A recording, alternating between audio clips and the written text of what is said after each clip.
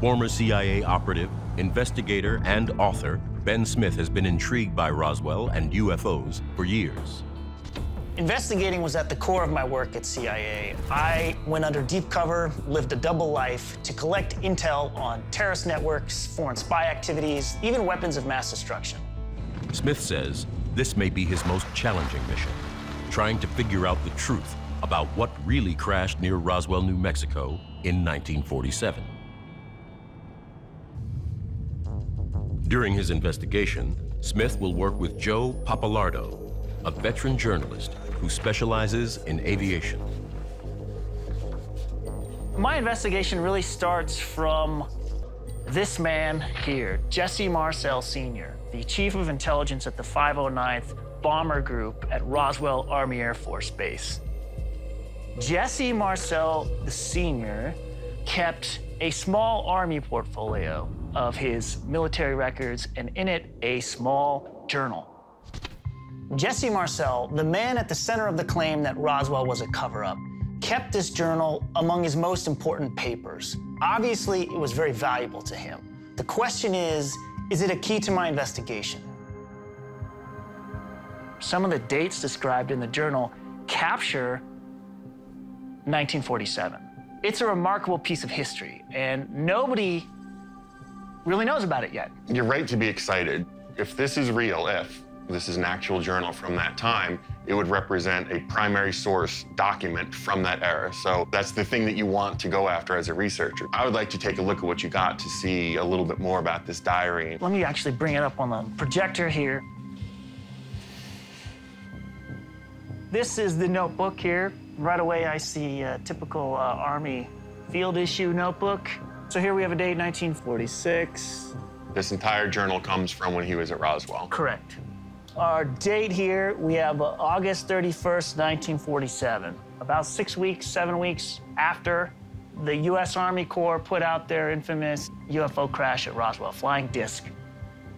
There's a beautiful cursive handwriting. And then if we fast forward, shift, just kind of erratic, mixed case, blocky lettering, and I can't make sense of it.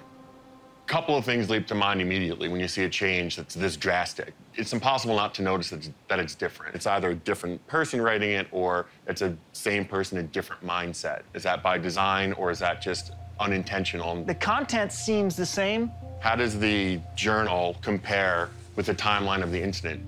Well, there's no mention of Roswell at all, no mention of any events, no mention of any wreckage. It's just these jokes and quotes and musings and ideas captured in different handwriting. And there's only sporadic dates. They read like quotes from Reader's Digest. Life is what you make it until someone comes along and changes it. Two half-brothers make one. Well, now that I am too old to set a bad example, I delight in giving good advice. So it meant something to him, but no one knows what. Yeah. He's a soldier. He was in charge of intelligence at the 509th. He knew a lot of secrets. He took them very seriously. It's kind of hard to imagine the seriousness that people back then took secrecy and took nuclear secrecy and nuclear weapons in particular. I mean, there were hordes of Soviet spies trying to get this information at the time. In 1947, the United States and the Soviet Union were already Cold War enemies. The U.S. possessed nuclear weapons while the Soviets did not. Major Jesse Marcel and his colleagues in the 509th Bomber Squadron wanted to keep it that way. They were basically the only nuclear bombing group in the world. He was entrusted with the biggest secrets that the military has. One thing that the Marcel children insist on is that their grandfather was absolutely certain that the debris that he was holding in this photo right here, the official government photos in the press release, is not the debris that he found in the field. I see my grandfather holding up something that he knew that wasn't what he found. He was adamant that this was not what he saw in the debris field. I see a man that is not liking what they're having him do, but he knows he has to do it because that's his job. That's not what he found. And at that point in time, I'm sure he kind of felt, well, maybe I'm going to be made out to be a fall guy.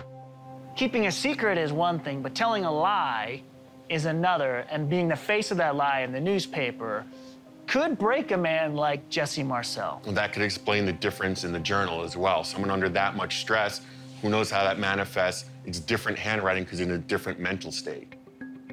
What made the writing so cryptic, and why did it suddenly change? Did it have to do with the UFO or its passengers? Okay, so you've got this hot piece of evidence in your hands. How do you plan on verifying that it's real? I think the first step is to authenticate the document itself. Is this dated to the time period, or is this a recreation? If we can exclude the fact that it's a forgery, then we're winning. Do the forensics first to make sure that it's actually of the era. Yeah. Another interesting question, why did he have it? Why was it so important to him that he kept it and left it among his things to pass on to his children? And then the third tier is trying to figure out what the hell it says. Yeah, exactly. Yeah, work cut out for you in this All right. one.